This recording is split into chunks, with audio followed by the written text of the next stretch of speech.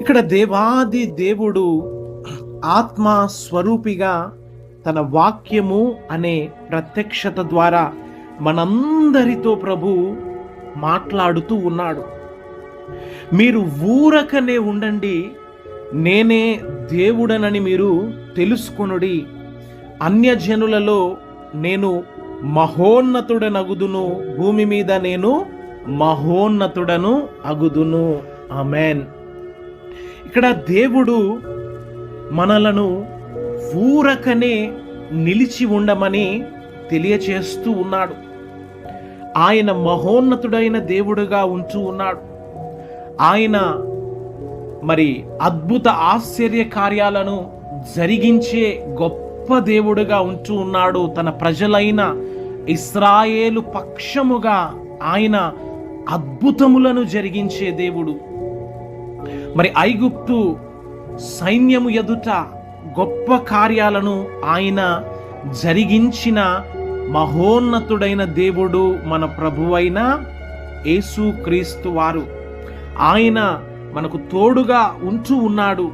నీవు నమ్ముకున్న దేవుడు నీకు తోడుండే దేవుడుగా ఉంటూ ఉన్నాడు కనుక మనం ఏమాత్రము అధైర్యపడనవసరం లేదండి. మనమేమాత్రము అధైర్యపడనవసరం లేదు. దేవుడు మనకు తోడుగా ఉంటూ ఉన్నాడు అని తెలియచేస్తూ ఉన్నాడు. మరి హగ్గై పుస్తకము 2వ అధ్యాయము 4లో గమనించినట్లయితే ధైర్యము తెచ్చుకొనుము,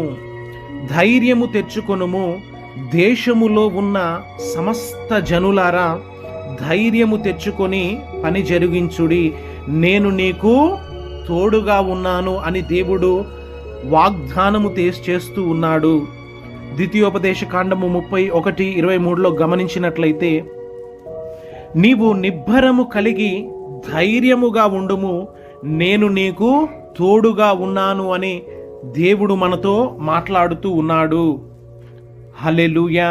మొదటి దినవృత్తాంతాల గ్రంథము 28వ అధ్యాయం 20వ వాక్యం గమనించినట్లయితే నీవు బలము పొంది ధైర్యము తెచ్చుకొని ఈ పని పూనుకొనుము, భయపడకుండుము, వెరవకుండుము, యెహోవా మీతో కూడా ఉండును. ఆమేన్.